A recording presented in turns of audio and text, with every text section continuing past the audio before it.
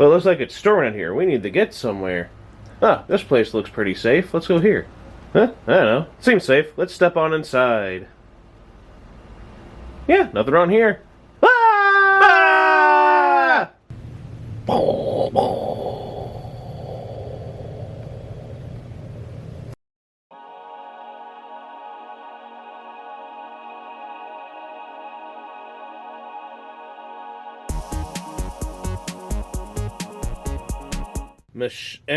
Michelle's 13 Dead End Drive.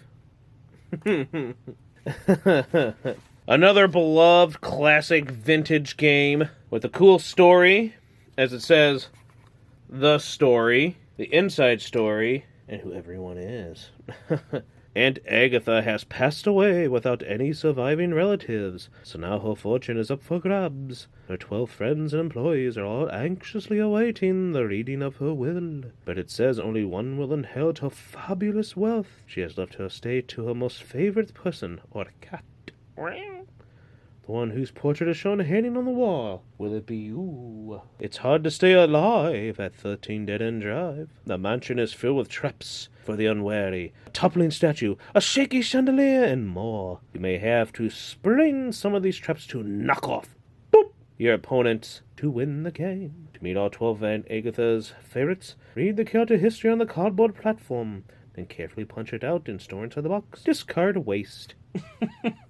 And of course, the object of the game, your pawn must get out of the mansion when its portrait is shown hanging on the wall to win. 2 other ways to win. If your pawn is the last one alive, you win. If your pawn's portrait is shown hanging on the wall when the detective arrives at the front door, you win the game. How to play. Each player rolls the die.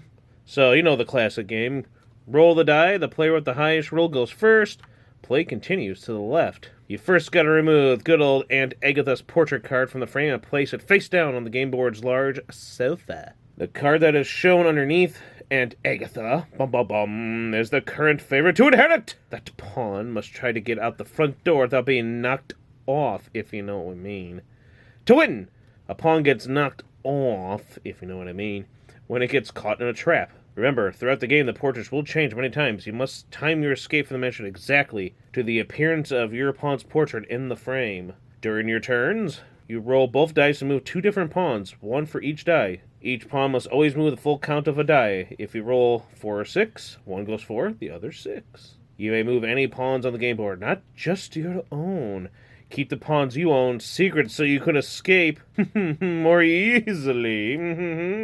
They can move vertically, horizontally, not diagonally, as always, it seems. All pawns must be moved off the red chair starting spaces before any pawn can move either a second time or onto a trap space. A pawn cannot land on or pass through the same space twice during the same move. Pawns cannot land on or pass through a space occupied by another pawn or any furniture pictured on the game board, such as tables, sofas, vases, desks, oh my! There is an exception. Pawns may move on red chair starting spaces only if blocked by another pawn. See Figure 8. Pawns cannot pass through any walls on the game board. See Figure 9. If you roll doubles, do the following. You may change the portrait and move the portrait card currently to the back of the deck and to reveal the new one underneath. If you don't want to, you don't have to. But she would be. She looks evil. But he looks evil too. She also looks very evil. And either move 1 pawn, the total amount of both dice, or move 2 pawns, 1 for each. Your turn ends. Your turn is over after you move a pawn or pawns. If you move onto a trap space, your turn is over after you try to play a trap card and spray the trap. Be sure to finish the moving, card playing, and trap spraying actions for 1 pawn before you move to another pawn. There are special game board spaces. There are 5 secret passageways. There are trap spaces. You play trap cards. You can spring a trap to knock off a pawn only if you have moved to the pawn onto a space on your current turn. Playing trap cards. If you have the matching trap card or a wild card in your hand, you may play the card by placing it face up. A wild card matches any trap. Knocked off pawns after a trap has been sprung, the pawn is automatically out of play. Then reset the trap for the next victim.